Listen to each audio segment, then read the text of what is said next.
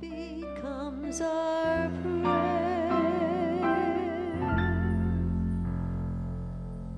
So, my dear ones, welcome into this wonderful Sunday. And as we continue on looking at Love Month and what it evokes in us, and of course, love is not just pertaining to one month, but this is the month where we really intensify our awareness of it and its importance and significance in our lives.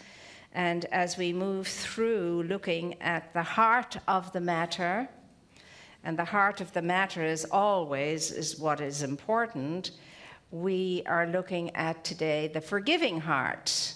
And maybe that's the part of us that challenges us the most, forgiveness. And yet there's no getting away from it. You and I will not fully come into our own. You and I will not fully become the true self of ourselves until we have developed the consciousness of a forgiving heart. And we can do that because we are made to be able to do that. And so, of course, that would mean that you and I would have to take a bit more seriously and embrace more fully the understanding and the awareness that we can operate our lives from unconditional and unconditioned love. See, once we're operating at the level of unconditional and unconditioned love, forgiveness takes care of itself. It's not an issue. It doesn't enter in. Because we are told that the unforgiving heart knows not love. The unforgiving heart knows not love. So we're looking at something very fairly and squarely today that kind of boxes us in the face sometimes, because we want to be the loving people that we are, and we say sometimes we're the loving people that we are, and yet still buried within us are grouses and grudges and resentments. And you see, where there are grouses and grudges and resentments and judgments and condemnations, there is no love. It's as challenging as that. And so today we're called to look at our lives, look at ourselves, and see what the residues of past hurts and upsets and so on and so forth remain. Because the great challenge of forgiveness is coming into the realization that if there's any unforgiveness left, it's from the past, and the deeper realization that the past is running my life and ruining my life. The past. And therefore I am not open and I'm not receptive to the power and the awesomeness of the unlimited opportunity of this moment now, the present moment now, this day now. I cannot seize the day.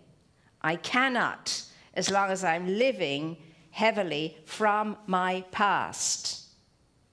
It's not possible. As deep and buried as those thoughts and feelings are, we can release them and let them go. And until we do, we will be imprisoned. We will be stopped, we will be blocked, and we will never know what it is to live in peace and poise. Never. Not as long as there's anything for us to forgive.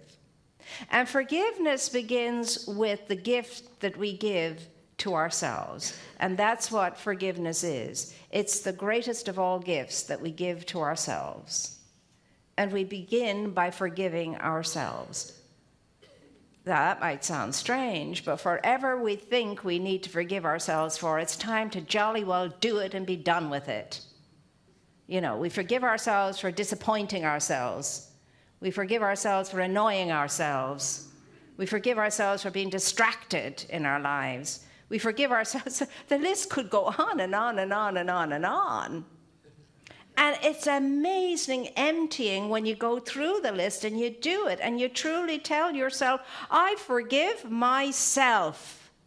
And there's such a burden that is released because nobody holds us to a higher standard than we hold ourselves.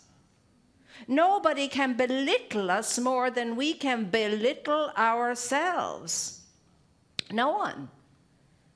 And all the thinking of I'm not, I'm not, I'm not, I'm not. I'm not. And you and I can do it because we're made to do it. It's our spiritual DNA to be all that we can be. A free spirit. And you and I are born to be free. And that's what irritates the living daylights out of us, because we so often do not feel free. I have to do this, I have to do that, I have no life of my own. Everybody's gobbling me up. Everybody wants a piece of me. Where's their time for me? You see. To the best of us, that comes sometimes. The caregivers, the ones who are always trying to make a difference and help out and do all of that and so on. And then sooner or later, if you're not balanced and there's no time for you and you're not loving up on yourself and you haven't forgiven all that needs to be forgiven, you'll throw your hands up in the air and say, why do I even bother?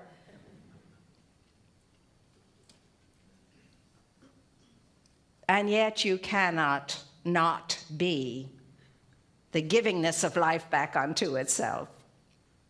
No matter how much you would like to say goodbye to it all and just take care of yourself, it's not going to happen, my dear ones, because that's your definition. You're the image, you're the likeness of the divine, you're the image, you're the likeness of God. Consequently, you are the givingness of life back unto itself. And when we stop and we block that flow, pressure builds up within us.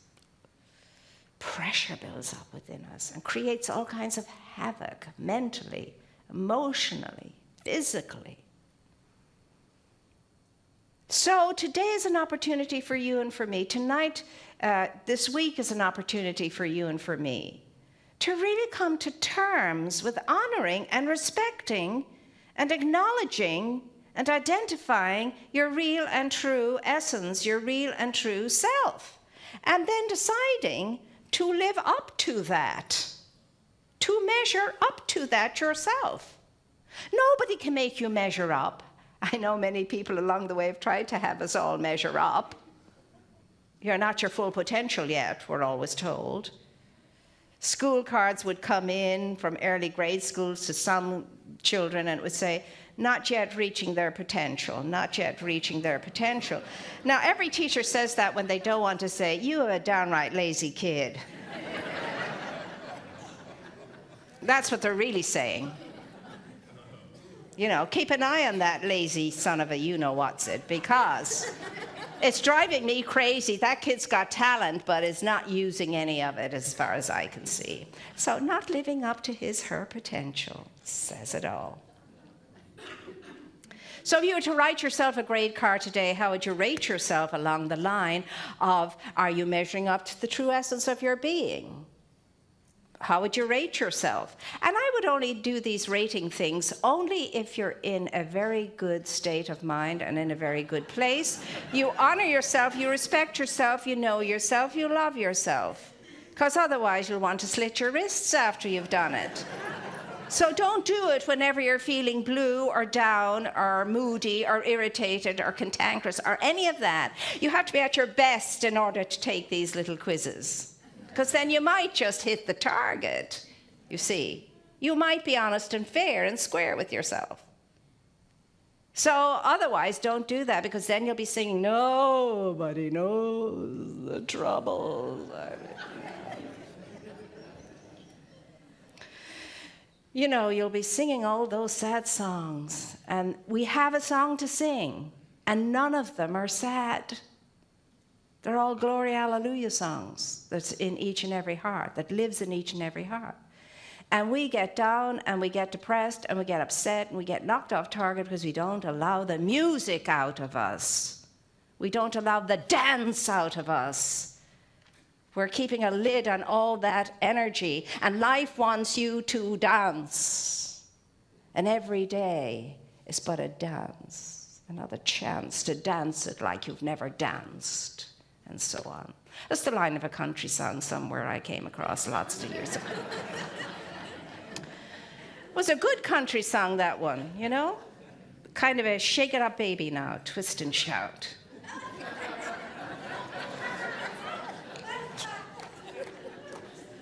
And let me tell you, when you're next feeling lethargic and no energy and life is on you like a ton of bricks, a weight of bricks, get up and just do a little movement of any kind to begin with. Just move it, move it, move it. And soon you could be marching. And our lives are meant to be a very fine march, not a dirge, a funeral dirge. Unforgiveness keeps us at the funeral dirge level. It's weighty, it's heavy. It keeps us, as the good Dr. Edward Balloon shared with us recently, standing on the ground of our indignation and our self-righteousness. And underneath that is a whole belief system that boils up and sets us on fire, not with white fire that never burns, but absolutely dazzles and magnifies and sparkles, but with the fire that hurts. So what is it going to be, my dear ones? Will we walk through that door with the same old resentments we walked in with, or will we release them and let them go? Love the story I shared this morning. Boys at Scout Camp. One little boy, Johnny, gets a whole beautiful box of biscuits, cookies. We call them biscuits where I come from. A bicky. I love a bicky and a cup of tea. Bicky. Box of biscuits, and he opens it up and he's delighted. They're his favorite ones. Of course they are. His mother knew they were his favorite ones. He's at camp and he could do with a little bit of a pick-me-up. So he eats some of them, puts the rest carefully under the bed. I'll enjoy those later, he tells himself. In the meantime, somebody else finds the cookies and makes off with them. So he comes in, face fixed, ready for a cookie. No cookies, very upset. Reports it to the scoutmaster. Scoutmaster says, I think I know who it was. In fact, I saw a boy eating from a tin of biscuits under a tree today. I think I certainly know who it was. And then he says, well, I hope he's going to be punished. He says, you know what? Here's what I want you to do. Write to your mom, ask your mom, or call your mom. Not write. That was years and centuries ago. Text your mother.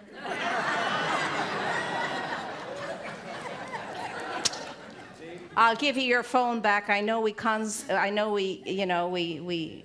confiscated the phones when you came, but I'll give you the phone back. Text your mother. Ask her to send you another batch of cookies. Don't tell her why. Just tell her that you want another batch of cookies. He says, I'm not going to do that. No way. Even though he's 10, he's thinking straight as he thinks. No, I'm not going to do that. I'm not going to do that. Why should I ask for more cookies? Never mind the more cookies. Will you just handle that guy who took my cookies? He says, I need you to trust me now, said the scoutmaster. Handle it this way. Ask for the cookies. And when you get the cookies, what you're going to do is you're going to get the boy, walk down to the river, and you're going to share the cookies with him. He said, yeah, I am. Why would I want to do that? Why would I want to do that? That's crazy. Trust me, son. I'm asking you to do this. Trust me. Well, all right then. So the cookies come, takes the cookies, goes down to the riverside, shares the cookies with his friend. Now, the scoutmaster's kind of in the distance, but he's watching what's going on. So very soon, these two boys come up from the river, laughing and joking and, jousting with each other and arm in arm at some stages, and they're having a great good time. And as they get up in earshot, he hears the boy who stole the cookie say, you know what, he said, here's my very precious penknife. I've had it a lot. It's the best thing I own, and I want to give this to you for making up for taking your cookies and for you sharing your new cookies with me. I want you to have it. And of course, Johnny says, no, I'm not having it, I'm not having it. And Johnny wouldn't take it, which was lovely. So put it back in your pocket.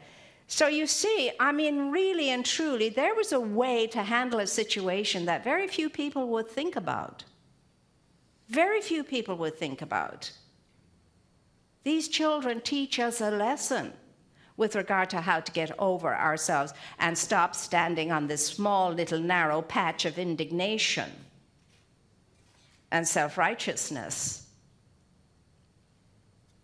Now, if any of us still have a grouse around somebody stealing our cookies at any stage, whatever that looks like, you know, you see bears in here and they're disguised as all kinds of animals.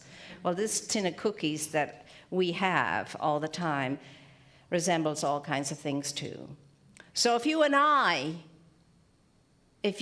I have anything that's left over, any residue that's stopping you and blocking you, and it's so subtle, it's complex, it can stop you in all kinds of ways. It can prevent your good in all kinds of ways. It can cause you not to be all that you can be, or acquire all that you desire to acquire of good, or do all that you wish to do of good. It's like standing on a hose. The water's not going to flow. And when you stand on the hose, eventually there's enough back build-up along the hose that the thing goes whoosh, right off the attachment. And there's water everywhere.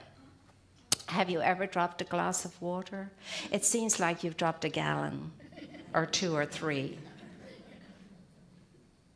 So that's what you and I are called to look at. And the other example of forgiveness would be from 2 adults. 2 adults. One of the adults is blind. Wonderful, beautiful person, blind.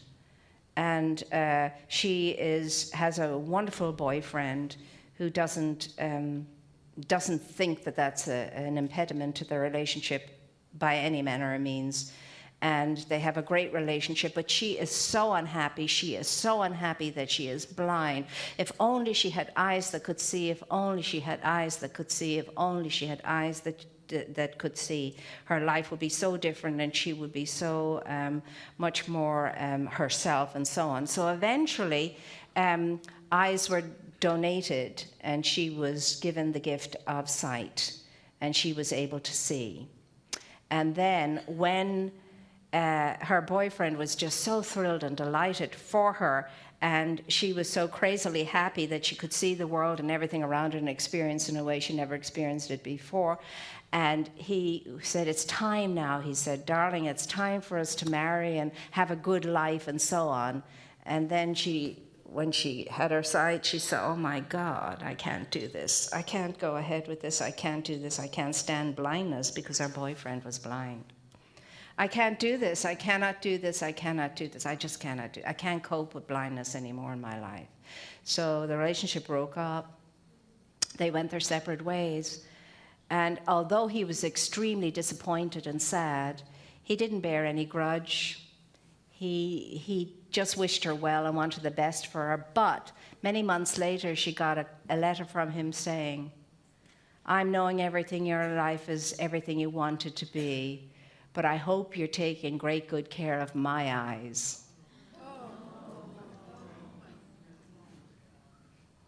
Now there's forgiveness.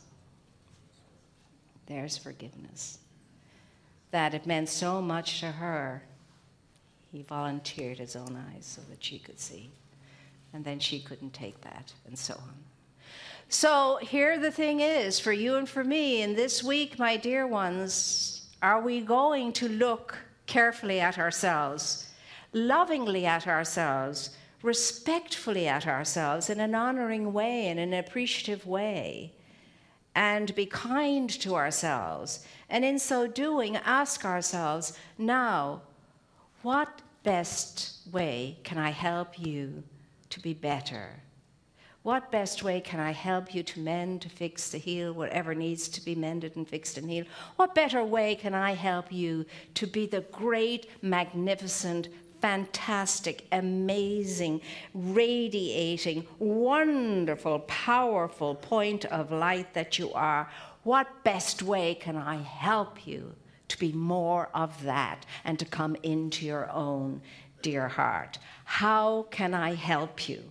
And to do it from that grace and that ease and that awareness, and then to listen very carefully to what your heart is going to reply. And when you hear what you hear, to follow its wisdom and to follow the guidance of its grace. Are we willing to do that is the question. Because we can. We can. And it doesn't matter how many dreadful mistakes we've made up until now, that's in the past. I could in this moment become brand new. I could become a clean white page upon which to write whatever kind of life I want to live and its story. Regardless how muddy the past has been, it doesn't need to have any power or control over me at all. It does not.